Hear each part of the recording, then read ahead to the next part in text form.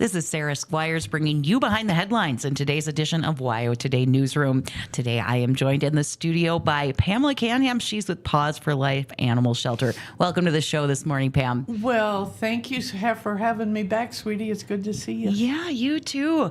So, we all, I think, have a special place in our hearts for Paws For Life. That is, of course, our no-kill shelter here in Riverton, Wyoming. And they do a lot of good work in protecting the animals out there who are experiencing homelessness. Unfortunately, we have a lot of them right now. Tell us what's going on, Pam. Oh, Lord. We are full to the brim. We have, actually, I think as of our board meeting last night, it was down to 36 dogs instead of 37.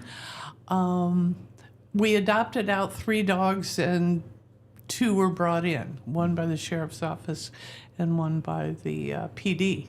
So it's this rotating stock. But we also have 51 cats. Wow. A lot of them are kittens, utterly adorable, as everyone knows. And we do have some puppies in the dog mix. So it is a real challenge right now for our staff because we are so full. And with the weather getting colder, we have to be able to bring the babies inside. And that's going to become even more critical as the temperatures drop. We've been very blessed, knock on wood.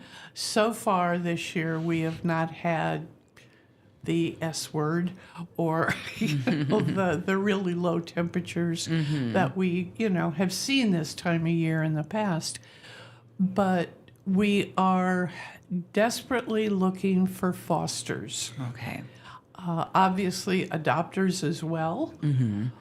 But if you are not in a position to adopt, but you can foster an animal, and when people foster our animals, it can be for, it doesn't have to be forever. You set the boundaries on how long you can foster. Getting an animal out of the shelter and out of the stress of being in the shelter for any length of time is a plus. But we provide the food. If you foster a cat or a kitten, we provide the litter box, the food bowls, treats. We provide everything. And we continue to provide that while you are fostering. If for some reason the animal has to go to the vet, we pay the bill. So there's really no out-of-pocket expense for someone who fosters. Now, we do love foster fails. Oh, yeah. And at that point in time, yes, you will have to pay an adoption fee. But we are really desperately looking for fosters right now because it breaks our hearts because we can't take any more animals in. Yeah. And there are a lot of critters out there that need our help. Yeah. So, Pamela, what is the ideal foster situation, or what do people need? I mean, it sounds like you kind of cover the bases, but for folks out there who are thinking, well, I don't know, could I foster? What would you say to them? A lot just depends on whether you want to foster a dog or a cat. Do you work during the day? Are you home all the time? Do you have littles? These are all things that need to come into play. Do you have other animals in the household? Are they amenable to having a new buddy? So these are all things that you have to think about. Because especially with the dogs, not so much the cats, but especially with the dogs, we don't know for sure if the dogs are potty trained. There are quite a few of them that appear to be housebroken because when our staff comes in the morning, they haven't pottied in their kennel and they wait till they go outside. But there are those that have been strays for a long time. So when you have a puppy, they have to be housebroken. And so do you have the time to work on potty training? Yeah. You know, and that can be a biggie. You know, we know kitties can be a lot less work Yes. for folks maybe who aren't in the home all day or Exactly. potty training. They're Yeah. very independent and they pretty much potty train themselves from the get-go. Especially after they have been spayed or neutered, the males traditionally do not mark. Every once in a while, you get that oddball that feels compelled to do that anyway. But yeah, so Yeah, I think for a lot of our listeners, this might be a familiar theme here, but I remember growing up in my family. I don't know how many times that I asked for a dog or a cat or begged and pleaded and reasoned, gave presentations. I mean, my brother and I went on strike one time, locked ourselves in the car, planned to live there for several weeks, but we lasted about 2 or 3 hours. But, I think for those of our listeners out there who've got maybe, kids in the home who are saying, Mom, Mom, Mom, Mom, Mom, I will take care of the puppy. I will do all the work. I promise. Here's what I'm going to do. You know what? Fostering is really a great way to kind of show your kids, your family, the ropes about what that time commitment is, what that investment is. Absolutely. And to really test the waters. And, sometimes we call them foster fails, but that's really when your family just falls in love. absolutely, Yeah. absolutely. I mean, I did not go through the please can I have a puppy thing because I got my very first dog when I was about 3 years old. And loved him dearly his whole life. But yeah, it is so important that kids understand the responsibility. Yeah. And I get every kid wanting a puppy or a kitty. I totally get it. But, my kids, that's what I did with them, is we fostered and they're like, oh, okay. And I mean, my kids never grew up in a house that didn't have an animal. It just wasn't an option. But yeah, it is. It's a very good point that you make. It's a great way for the entire family to actually understand the responsibility.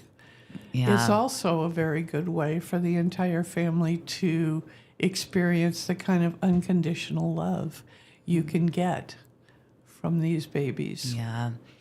Now, Pam, so I know that there are some of us who maybe aren't in that position to foster. Maybe we are full to the gills with rescues and animals and pets already.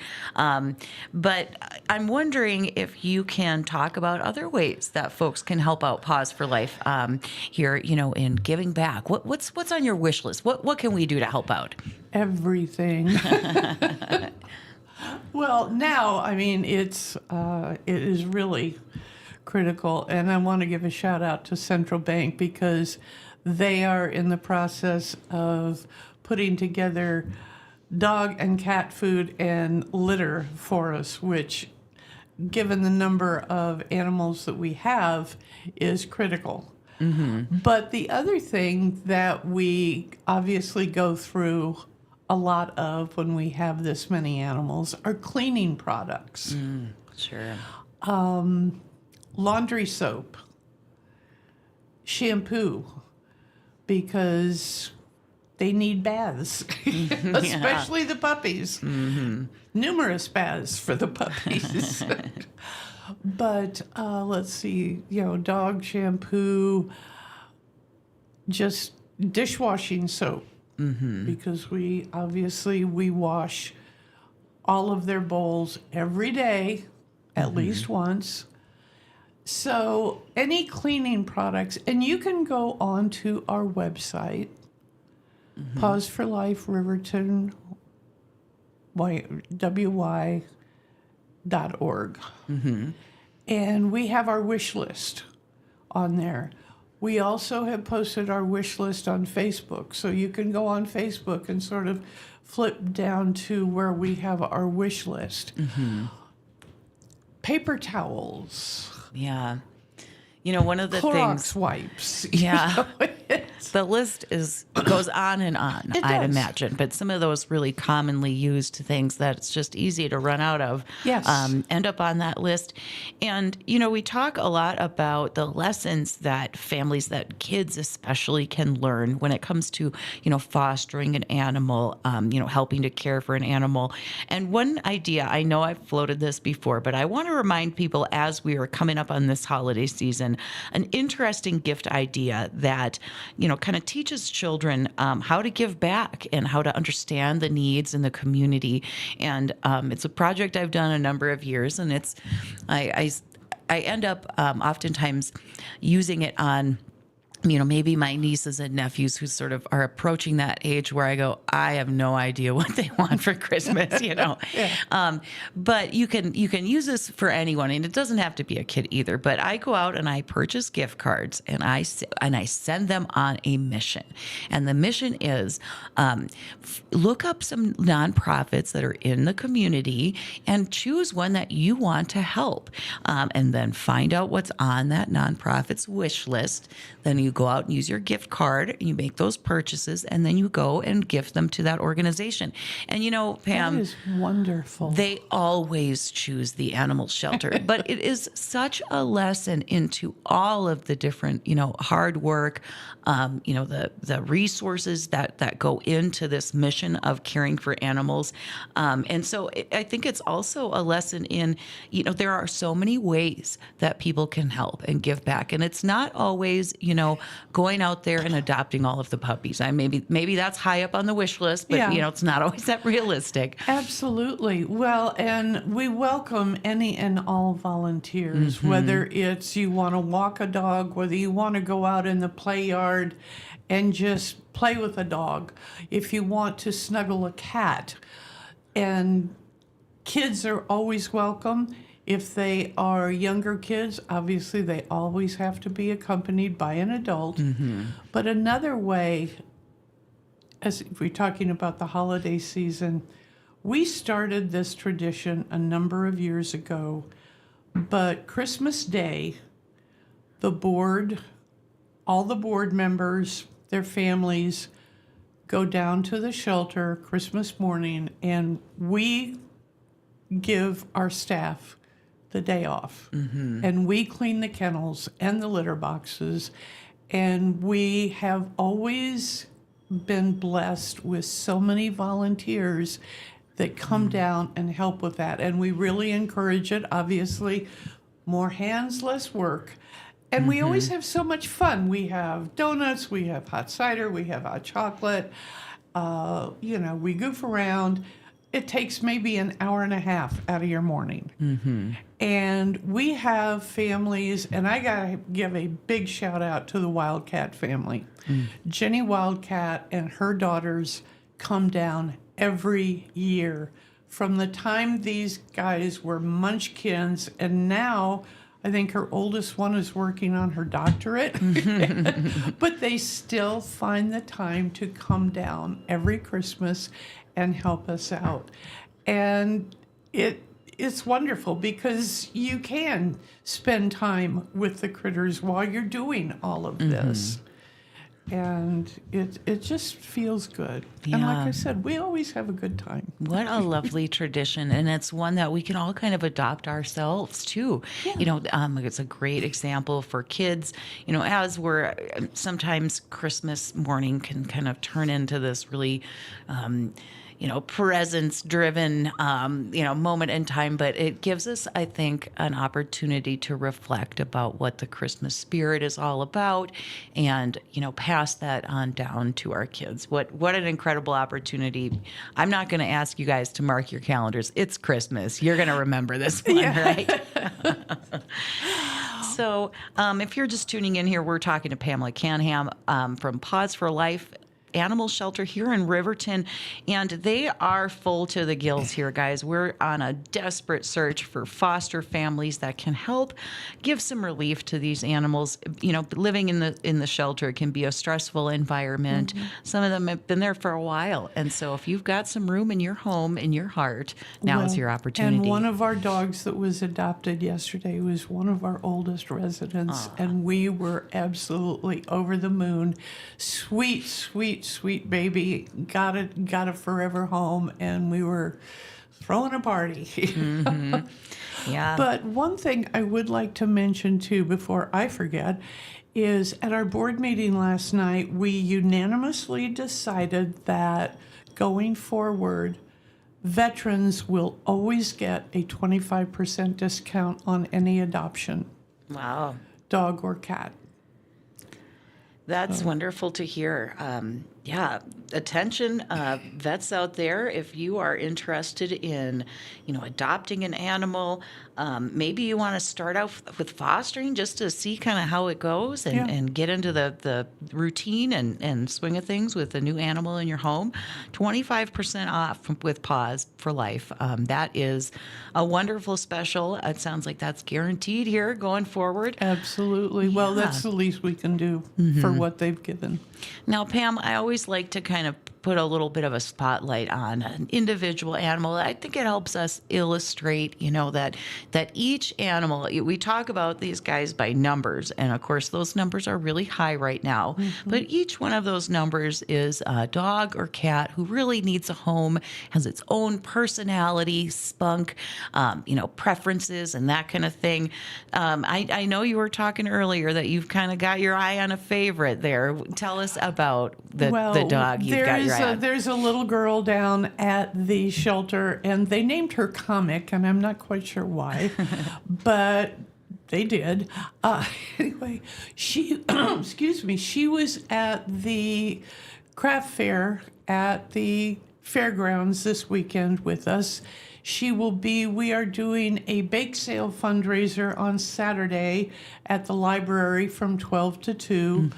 And I have to give a little plug for it because we have got at least a half dozen, if not more, professional bakers who are donating to this. We're talking Ronnie Ramich, Destiny Dower, Marisha Graves, the list goes on.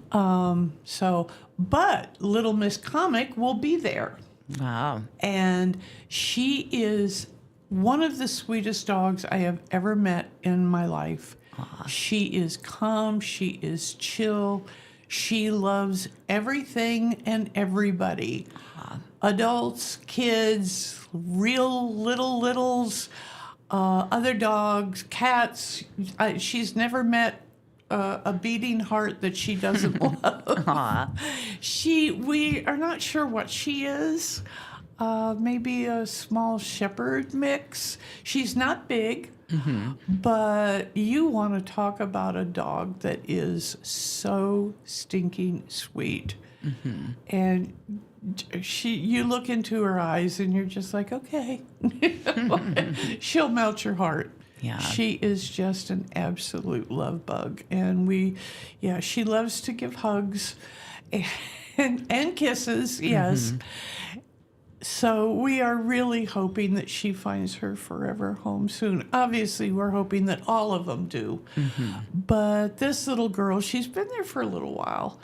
And I'm not quite sure why, because she is just a love. Well, you heard it here, folks. Your chance to meet Comic, the sweetest little girl who's living right now down at Paws for Life, searching for a new home. She's going to be at the Paws for Life bake sale coming up here at the library on Saturday from 12 to 2. So that's your chance to meet her. And, I just wanted to point out one more time that Christmas Day volunteer opportunity. We talk about kind of maybe testing the waters with kids with a fostering situation where they can kind of learn about the responsibility of owning a pet. But you can also do that too, just by going down with your kids on Christmas Day and helping the shelter out, doing a little volunteering. They can kind of learn the ropes. Everything's not sunshine and roses. That's right. Especially when it comes to the little puppies and the cleanup that you got to do.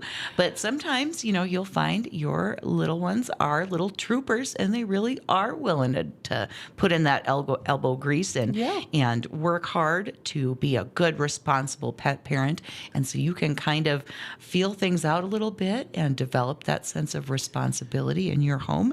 And that can kind of be maybe the first step in getting into fostering or adopting for your family to help out the cause here at Paws. Yeah. And on Christmas Day, we do provide sugar. Oh, there you go. For your little ones, like they're going to need it on Christmas morning. All right. So if you're just tuning in here, we're talking to Pamela Canham, Paws for Life Animal Shelter here in Riverton. They've got 36 dogs right now, 51 cats. They are full to the brim. So if you have room in your home, in your heart, to foster or adopt an animal, now is really the time to do it. You are going to be bringing a great sense of relief for the animal that you're able to bring home and kind of get them out of that stressful environment and just be able to relax. And it's a great opportunity, too, to teach your kids about some of these topics, too, about responsibility, love, compassion, empathy, all of it. Well, and especially over the holidays when people are home more, you've got people taking vacation time over the holidays. You've got kids that are home from school over the holidays, so they are more able to participate rather than being gone in school all day and then coming home and having homework and all this other. So they've got the time off. Even, college kids that come home. Yeah. Imagine they that. They have that time. Yeah. Yeah, imagine that, guys. If we, for this Christmas break, if all of the families out there who've got, the kids lining up saying, Mom, Dad, I promise, I pledge to you, I'm going to do all of the chores. I will take care of this pet. Use that Christmas break as a time to foster and test out that promise. It will be such a meaningful mission here for Paws for Life. Of course, it is a nonprofit here that is supported by us here in the community, and here's how we can help. And this time of year, especially, and with the economy the way it is, I think that's one of the reasons that we have so many animals. People can't afford to feed their animals. Just so that the community knows, we don't have a lot of extra food, but we do have some. So if you are in need, please come down to the shelter and ask us. If there is any extra food, if you need it for your pets. We do try and provide that for the community. We are blessed with people bringing things to us, and we want to pass that blessing along. Yeah, absolutely. Well, thank you so much, Pamela, for joining us here today. I think we've gone over all kinds of ways that no matter who you are, no matter what you've got at the table, there is a way that you can help make a difference at Paws, be it volunteering, fostering, adoption. Right now, there's 25% off adoption fees for vets. Sounds like that's a commitment going forward. That is now till the end of time. The end of time, yes. But yeah, folks, we've got 36 dogs and 51 cats at Paws. If you've been thinking about it for a while, now is really the time to do it. Thank you so much, Pamela, for joining us today. Sarah, thank you so much for having me. I really appreciate it. Yes, well, we appreciate the work that Paws does here to help protect animals and give them matches with loving homes out there. So we're talking